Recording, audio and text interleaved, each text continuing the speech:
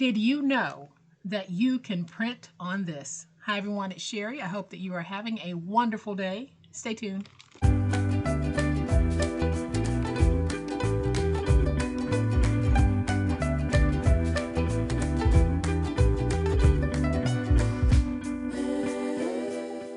Welcome to my channel, friends. Thank you so much for being here today. I truly appreciate it. Today I'm going to share with you something that I have been printing on lately, and I'm absolutely in love with it. I didn't think I would be able to, but I was able to take this and run it through my printer and get some amazing results. So I'm going to flip to my overhead camera to give you a closer look at what I'm talking about. All right, so here's a closer look at the two bags that I made.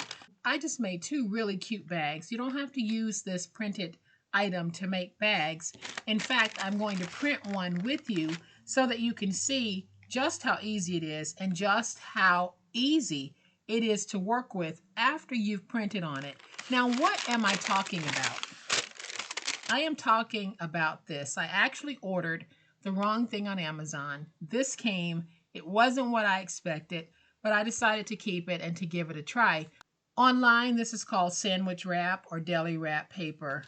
And when you take it out, it really is thin, like a rice paper, very thin.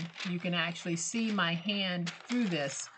I was afraid that this was going to have a waxy coating on it, but it doesn't. I decided I would try running it through my printer, and I was amazed at how well this went through my inkjet printer and how well the printed outcome actually looked. So I already have some paper in my printer, and my printer's right here. The paper is right there, but it won't stand up because it's so thin. But I am going to go ahead and print a page with you so that you can see how easy it is to get it to run through the printer without needing to put it on a backer page. So I've brought in my iPad. I'm going to print another one of the strawberry sheets, and I'm going to do it as a 12 by 12. Again, my printer prints 12 by 12s with the border around it. And because I'm printing on this already colored paper, it is not going to give me the vibrancy that I see here, but I like how this looks as well. So I have it in my printer, and I'm just going to go ahead and hit print. And you will hear my printer behind me doing its thing. And I was really surprised that my printer would actually grab something as thin as this, but it did. And hopefully while I'm doing this in the process of making a video, it will grab that paper and begin to pull it through. So based on the sound that it's making, I can tell that it is actually printing on the paper. It's going back and forth with the print head. So I'm going to give this a chance to print, and then as it gets closer to the end, I'll remove it with you guys. All right, so it has finished printing, and I'm going to pull it off. And one thing that I did notice when I printed the others as well, in the corner it lays down a whole lot more ink when it's pulling the paper through. But you can see that I have my strawberries printed here. This part is already dry. I like to use my heater. You can use a blow dryer to dry that ink that might still be a little bit wet on your paper. So let's go ahead and just bring this up here. I'm going to turn that off. I'm going to bring in my trimmer because I am going to trim this. We're not going to make a bag. I'm going to make an envelope that would hold a little card that I would make to go with my bag. So I'm just going to trim this at 9 by 9 because I do want you to see just how easy it is to work with this. So I have my 9 by 9 inch piece. I'm just going to take this and fold it point to point, and then I'll follow that down and just pinch right there in the middle. We'll turn it to the opposite side and do that same point to point and then pinch. So now hopefully you can see that pinch point here in the middle. So I'm going to take one of my points and bring it up to the center like that. I'll take this point, bring it to the center like this.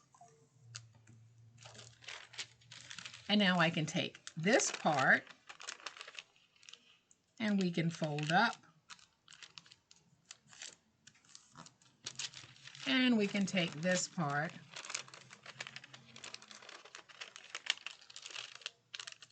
and we can fold over.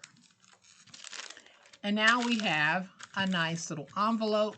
And I am just going to use my tape to put the envelope together. So now I'm just going to take a little bit of tape. I'll run some tape there. Run some tape there. And y'all, this tape holds very well. Then I'm going to take a little bit of tape. Let's run some right there. And then I'll run some right there. And we can fold up.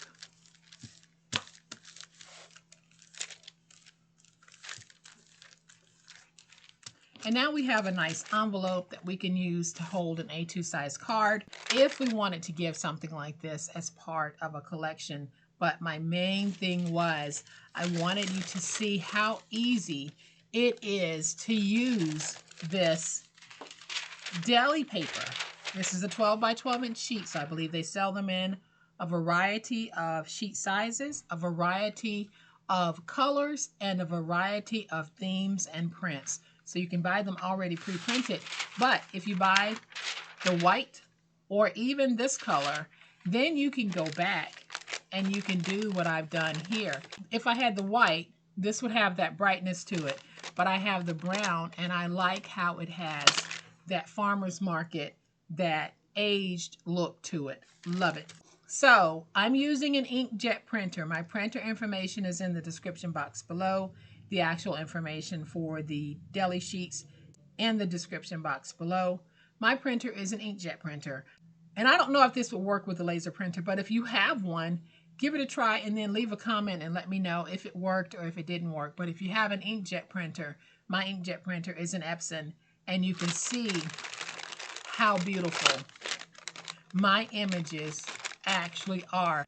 This is a honeycomb image, and I don't know if you can see the honeycomb printed there, but it came out beautifully on this paper, and I will find myself using this paper over and over again. So I hope that you have enjoyed this very quick video on how we can take items we don't normally use in our paper crafting, we don't normally print on in our paper crafting, and how you're now able to print on those. And for those of you doing junk journals, this is a great source to work with.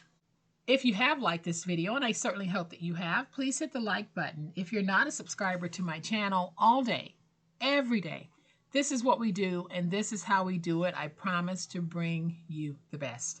So I would love to have you subscribe. Hit the subscribe button. Make sure you hit the notification bell so that you will know when I upload a new video.